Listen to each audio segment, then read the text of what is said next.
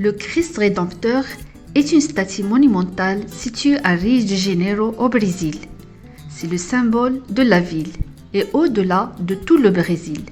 Aujourd'hui, Christ Rédempteur fait partie des 7 nouvelles merveilles du monde, un titre récemment donné à 7 monuments mondiaux pour refléter la liste des 7 merveilles antiques.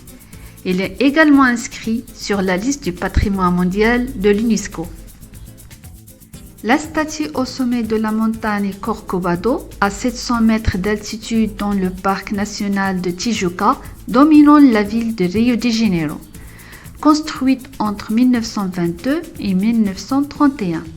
La statue mesure 30 mètres de hauteur, sans compter son piédestal de 8 mètres.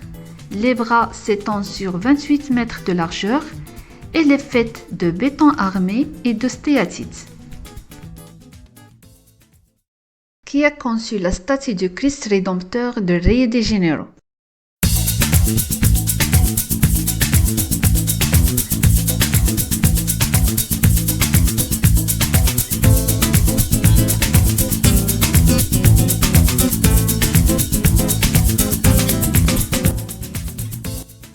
La statue a été construite par l'ingénieur brésilien Heitor da Silva Costa. Il a consacré sa carrière à la construction de plusieurs bâtiments, églises et monuments religieux au Brésil. En 1914, il est devenu professeur à l'école polytechnique de Rio de Janeiro. En 1922, il a remporté un concours organisé par l'Église catholique pour la construction de la statue monumentale du Christ Rédempteur sur le Corcovado à Rio de Janeiro. Ce concours a été lancé à l'occasion du centenaire de l'indépendance du Brésil. Le monument a été inauguré le 12 octobre 1931. Le design initial de Da Silva, une statue gigantesque du Christ portant une croix d'une main et un globe céleste de l'autre, a été modifié. Le design final proposé par Da Silva, avec la collaboration de l'artiste Carlos Oswald, montre le Christ lui-même comme la croix, avec les bras largement ouverts. Cependant, la statue est le résultat du travail d'une équipe de spécialistes. Da Silva Costa était déjà arrivé à la conclusion que la structure devrait être énorme pour être visible depuis le centre-ville. Il a donc décidé que le béton armé serait le matériau à utiliser pour sa statue. À cette époque, le béton armé était un matériau très novateur, le matériau de futur selon lui. Le problème était que ce nouveau matériau nécessitait des connaissances particulières. Da Silva Costa est donc allé en Europe où il savait qu'il pouvait les trouver.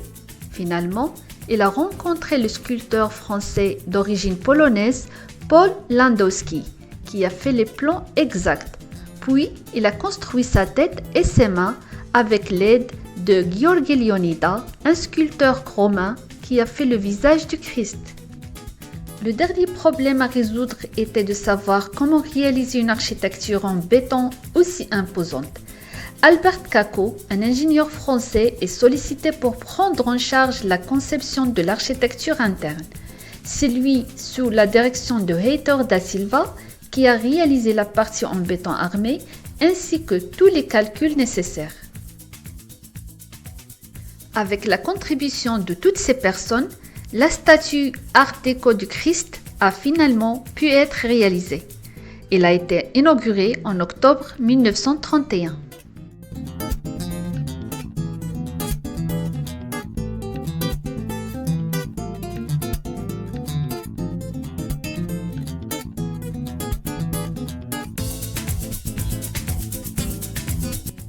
En tant qu'ingénieur et architecte, Heitor da Silva a aussi participé à la construction de la cathédrale de San Pedro de Alcântara de style néogothique, de la chapelle du collège Notre-Dame de Sion et du trône de Fatima à Petropolis.